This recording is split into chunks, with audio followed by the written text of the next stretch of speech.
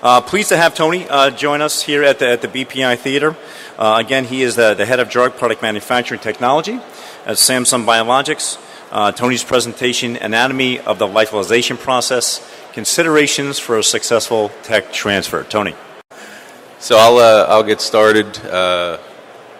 As was mentioned, the title is Anatomy of the Lyophilization Process, Considerations for Successful Tech Transfer. So I'm going to focus on transferring the actual process cycle. We'll talk a bit about what is the tech transfer. We'll focus a little bit on that, but not a lot, because tech transfer is a pretty broad category. This is going to focus mostly on the technical perspective from the actual process parameters.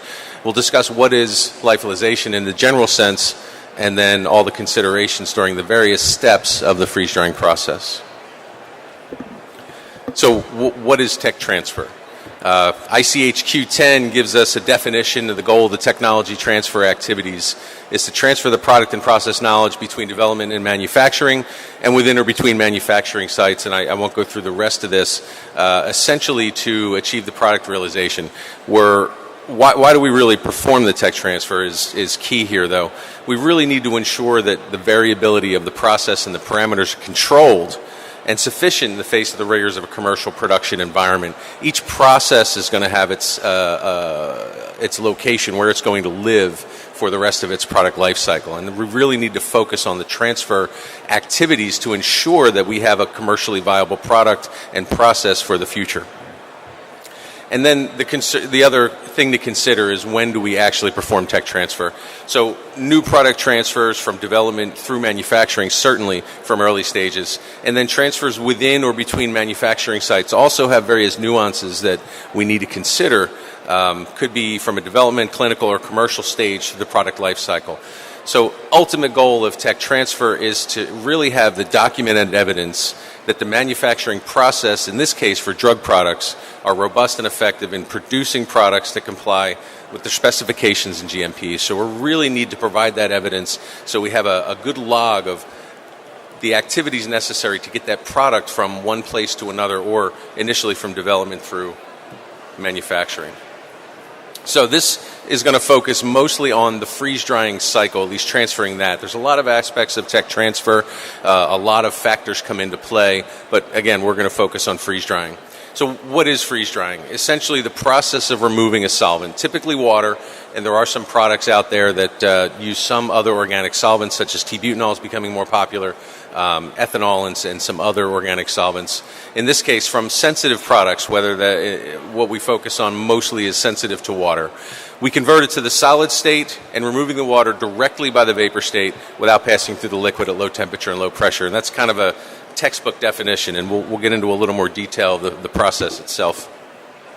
And then really, why do we freeze dry? If anyone's been involved in freeze drying, we know it's very expensive, inefficient, counterproductive. So why do we do it? Because we have to, unfortunately. Most of our products that we're freeze drying are sensitive to the reactions in water, so we really need to prolong the shelf life. I mean, that's really what it's all about, making a commercially viable product. Some products that I've seen are stable in liquid maybe 6 hours to 12 hours to 24 hours, sometimes maybe 6 months or even a year, but that's still not a viable commercial lifespan of the product. So we also can improve our storage condition. We want to focus on that. Some products may need to be stored frozen. Certainly early stage clinical products before we consider freeze drying are frozen or even stored at 2 to 8. Most products, when we get it to the freeze-dried state, we don't have to worry about the 2 to 8 storage. We can get that and store it at room temperature. Some other reasons why we'll freeze-dry: preparation of intermediates, final dry powder for tableting, concentration of the active in certain cases, and then the Zydis technology out there, the fast-dissolve tablet. So just various reasons as to why we freeze-dry. So let's talk a bit about what freeze-drying is. If we remember our basic chemistry, the phase diagram of water, we're essentially working our way around this particular diagram. So we can see at about 20 degrees and 760 torr atmospheric pressure, our product is in the liquid phase. The first step of the process is to remove energy or lower the temperature and get us to get from the liquid to the solid state as we move from right to left across this graph. Primary drying then would consist of maintaining some low temperature, whatever that may be, suitable for our product, and bringing it down below the vapor pressure of ice, which is the left line, converting it from the solid state to the vapor state, and then moving forward again to secondary drying to remove any residual amounts of water. So this is kind of a cartoon graphic of the freeze drying process itself. So some of the considerations during tech transfer. So what do we really want to think about when we're actually converting our process from either a development process or from one commercial site to another? What do we want to consider? So certainly the influence of the process and equipment related differences needs to be evaluated. There are slight differences and nuances between the various pieces of equipment, from size to differences in performance, differences in manufacturing. So we certainly want to consider that. Laboratory, pilot, and manufacturing freeze dryers need to be characterized with respect to their performance differences. So these differences can manifest themselves in various forms, from refrigeration to how vacuum is enabled to condensation. So we certainly want to make sure that we fully characterize those between the two. And we really need to consider those early in the stage of the process. So when the development scientists or engineers are working on the cycle parameters, we need to make sure that they're considered during that early on, and that's typically done. So we need to make sure that we know where this process is going to live, or at least that it needs to be robust enough to be transferred between various pieces of equipment. And in this, the other thing to focus on is that the product itself should be the limiting factor for the optimal process conditions, not the equipment. So we want to make sure that our equipment is robust enough to handle that. We also need to consider that differences in freezing affects both primary and secondary drying performance and the finished product characteristics. So in reality, the focus of freezing is the most important step that's going to set the stage for primary and secondary drying. So that's where we want to focus our efforts in both development and transfer. Also need to consider variations in the process control. How the different freeze dryers are going to impact that. For example, some cycles are out there controlled still using product thermocouples. So we need to consider maybe that was done early on in development, and now we need to transfer that to the manufacturing setting, which may not be able to do that or have that capability. Also need to know the shelf temperature control. It's usually the inlet, although historically there have been some equipment that have been manufactured where the control was on the outlet, surprisingly enough. So again, we just need to make sure we understand how these controls are in place when we transfer the process parameters. Also, pressure control is something we need to consider, the various types of gauges that are used, and the location. So was the cycle developed or previously manufactured using a Pirani gauge versus a capacitance manometer, where there are slight differences between how the pressure is reported during processing.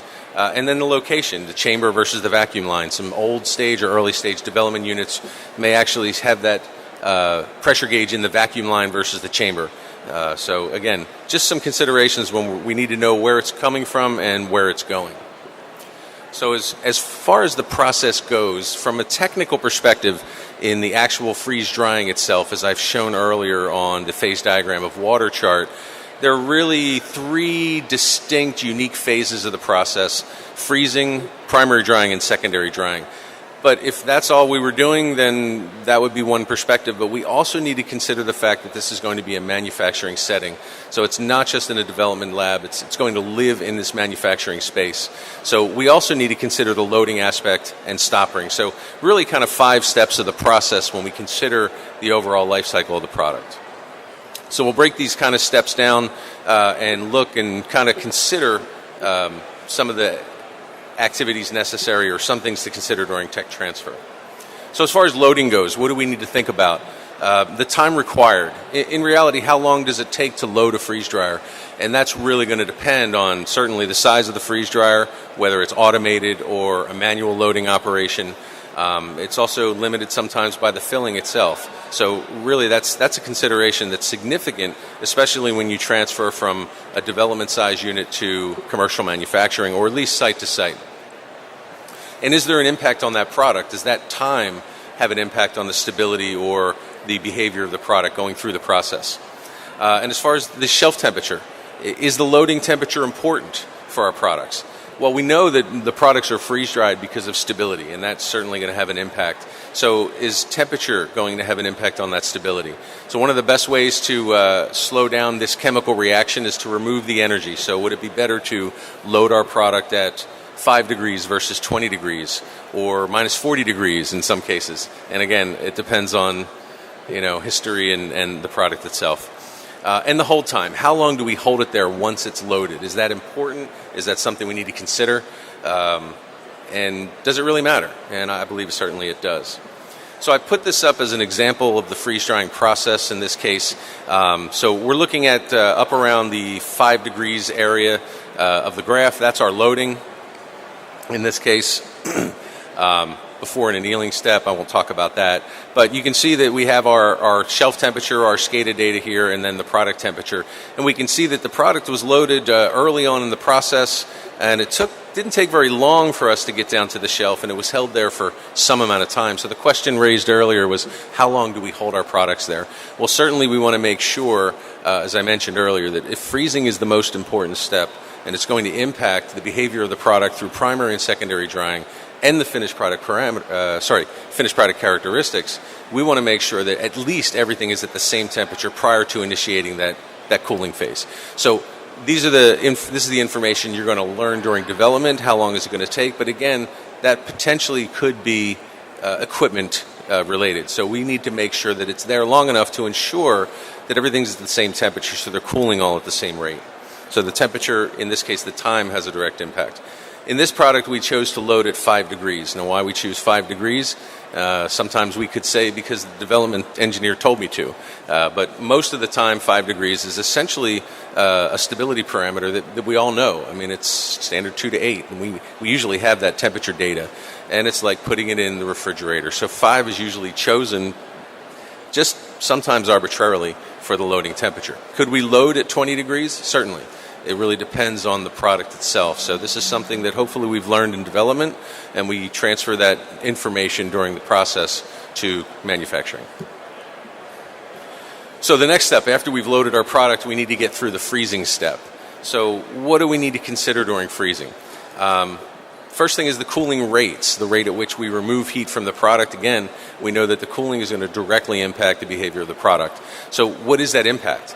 Well, the slow cooling versus fast cooling, how we control that cooling, are all going to impact how the ice is formed, which again has a direct impact on the finished product characteristics and the behavior of the product during drying. And the shelf temperature and the range itself. So what is the target temperature we need to achieve to ensure complete solidification? Again, we learned that during the development phase, and that's typically related to the actual product. Again, some nuances may be related to the performance of the equipment, the uniformity of the shelves, the uniformity within the freeze dryer itself. So all things we need to consider to ensure that we have a completely uniform product within whatever size chamber. And the size of the chamber, the size of the shelves, all influence this. Can the temperature be too high or too low? Certainly too high, because it won't be completely solidified. Too low? I don't think that that's going to be a significant impact, but again, it really depends on the product itself. And is thermal treatment required? So during this process, again, hopefully we learn during the development phase what this thermal treatment is, whatever that may be during the freezing, but we need to make sure that it's reproducible in the commercial setting. And again, the consideration around the product behavior. What is that threshold temperature to ensure that we have complete solidification? Hopefully we know that during development, certainly by the time we get to commercial manufacturing, but we want to make sure that we achieve that between the various units from development through pilot through commercial scale equipment. So really, what is this impact? So nucleation of ice is really what's affected during this cooling rate. As I mentioned, freezing has a direct impact. The cooling rates are really what are going to impact how the ice is formed, how the ice grows. So again, the freezing process has a direct impact on the ice formation and therefore the finished product characteristics. I know I've said this a couple of times, but if we take home nothing from this, take home that freezing is the most important step of the process. And since this is focused on tech transfer, we want to make sure that we transfer that particular portion of the process appropriately from site to site and dryer to dryer. So here's another picture, some data from the freezing step of this particular process. You can see that we have a little thermal treatment in this one. So we went from loading in the top left of our screen at about 5 degrees. We're bringing it down to -5 degrees for a short amount of time. Now again, this particular product requires this step. Through the development engineers, they determined that this was required. The important point here is that all the product temperatures are the same prior to initiating our cooling step. And about 4 hours into the process, you can see that we start our cooling ramp as we lower the temperature from -5 degrees to about -45 degrees. So in this consideration, you can see that we have changing ramp rates. I don't know if you can see that. I can see that. But you can see that the ramp rate does differ throughout this process. And this is a remnant of an old process and, for lack of a better description, the lack of adequate control in the older process units. So as we talk about transferring our process, in the newer units, it's very easy to get a very flat control from -5 to -45 degrees. It's very easy. You'll have a nice straight line. When you transfer older products, you need to consider that maybe that's not the way the freezing was done 10, 15 years ago. So we need to repeat that process. We need to make sure that our newer units aren't performing better than our older units, and we can reproduce the exact parameters necessary during the freezing step, or we may have an issue. In this particular case, we had to, because we did have an issue, and we couldn't cool it too fast. It had a direct impact on the product itself. So again, this is a good illustration of, while it doesn't look, we'll call it pharmaceutically elegant from a data perspective, it is reproducible, and we had to make sure that we did that during the tech transfer.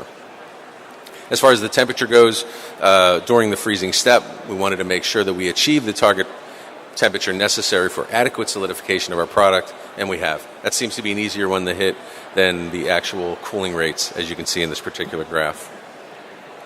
So what happens during the tech transfer? Some of the freezing scenarios that you might want to consider. So you're going through a cooling step and your ramp alarm sounds, your ramp's too slow. Is there a potential impact to the product? Well, in the last graph or the last slide, we showed that there was a potential impact to the product for cooling too fast. So we could potentially derive that the same could be true, that if we cool too slow, that we have an impact on the finished product behavior. So again, it's something to consider, it's something to evaluate, and it is really formulation and product dependent. But again, when we're transferring the technology, we need to make sure that we consider all these. What happens if the shelf doesn't reach the target? So our shelf temperature target is -45, -40 to -50, but we only reach -38. Is that an impact to the product? And again, it's going to be product dependent. And what if our freeze dryer we're transferring to just doesn't have the capacity to get any colder? Is that going to be a successful transfer itself? Maybe not, most likely not, but we have to evaluate that, and during the process we need to keep that in the back of our heads. And then the shelf temperature, we finally get there, let's say, but we have differences in time, hour and a half, 6 hours. Is there a product impact on time? Certainly a shorter amount of time than your target may have a direct impact, because you may not have enough time to completely remove the energy from the amount of mass inside the freeze dryer. Also, when transferring from one piece of equipment to the other, the size is going to have an impact. Smaller unit, hour and a half, may be enough time. You get to a larger unit, say you go from a 54 square foot unit to a 400 square foot unit, you may need additional time during that process. Hopefully you learn that during scale up, but it's again something to consider during tech transfer. So moving on to primary drying, some of the other considerations. Once we've hopefully successfully frozen our product, what's going on in primary drying? So this has a direct impact on the product behavior, the shelf temperature itself, both product temperature and sublimation rates, because sublimation requires some amount of energy in order for it to occur. So that temperature, the amount of energy we're putting into our product, is going to be directly impacted, and it's going to impact the time. As far as the chamber pressure goes, what's the impact there? Well, it certainly enables sublimation. We need to sublimation will only occur at the low pressure, so we get to below, as I mentioned earlier, that vapor pressure of ice for whatever temperature our product is. So we need to have an impact there, and it will have a direct impact on the product temperature. And again, we need to consider the product temperature needs to be maintained below our threshold, which could be termed glass transition, collapse, eutectic melt. We just call it a threshold to kind of cover all of them. And then our condenser temperature. We need to make sure that it's cold enough to actually do its job and condense the water vapor. So again, moving on, progressing through our cycle here, we can see that after our freezing in the left up at about 10 hours, we evacuate our chamber, in this case to about 150 millitorr or microns, and we raise our shelf temperature up to -5 degrees. And we can see a significant difference between the actual amount of heat we're putting into the product and the actual product temperature, which ensures that we are getting some evaporative cooling, so sublimation is occurring. I won't get into a lot of detail on there. So what are the considerations during primary drying? Shelf spacing is one of the considerations that you wouldn't necessarily think of. The spacing is different between pieces of equipment. You might expect that your sublimation rates may change. You do get a bit of radiant energy from the shelf above versus the shelf below, so that may impact those sublimation rates, slower or faster. Again, we want to reproduce the existing process, so we need to make sure we consider that. The shelf design may have a direct impact on how the heat is getting to your product. So the serpentine fluid path is pretty consistent design between the vendors, although some spacing between the bars, stay bars inside the shelf may be different, so the path may be a little different. Thickness of the stay bars. There's also one company out there that has a spiral type design, so that transfer may be a little different. Again, something you need to consider. And the thickness of the shelves. So primary drying, actually this whole process is based around heat and mass transfer, so heat transfer here is going to have a significant impact between on your product and the process itself. And again, uniformity. I mentioned earlier, not only this older unit, we had to have a unique, we'll call it unique cooling curve or cooling profile based on the ramp rates. The uniformity may not be as good. So we transfer from one unit to another. The uniformity may be different. Again, just something to consider during the transfer. Pressure control also during primary drying is extremely important. We need to consider this allowable process range when comparing the sending site and the development work. Sometimes the development units are certainly easier to control. Some of the newer units, the pressure to within plus or minus a half a micron. Some older or even newer commercial units, our process control may be 10 to 20 microns. So it's a significant difference, and we need to consider that when going from development to manufacturing, and also between various manufacturing sites. The procedures in place for tolerances, allowable process ranges may be different between sites. So again, something to consider when we're processing. The chamber size also going to have a significant impact. We need to consider the edge effect and the impact on sublimation rates and uniformity. So again, this is really coming back to the differences in design. While we can demonstrate through operational qualification, IOVs, that the equipment is performing within the same tolerances, the slight differences in design may have an impact on certain sensitive products. And again, the other consideration as far as design goes is a port between the chamber and condenser. Try to transfer a process that may be a little aggressive on the sublimation, and we could develop choke flow, and it's not actually going to work. And not just the port size, but the distance between the chamber and the condenser. Are there any right angles in that piping, which I have seen, believe it or not. So again, design considerations when we transfer that process. So talk about a few scenarios. So what if the chamber pressure is too high? Is that a concern when we're transferring the process? We talked about ranges, so maybe a range of plus or minus 20 microns may or may not have an impact on your process, but let's say we're running at the higher end of the pressure scale. Could that impact your product? Absolutely. There's a direct influence on the product temperatures, so you may be above that threshold temperature when you transfer. Excuse me. What causes the chamber pressure to be too high? Well, the main thing to consider would be the design of the equipment, how it's controlled, but inadequate vacuum pumps. So just some other issues. Pumps are fouled or they're not operating properly.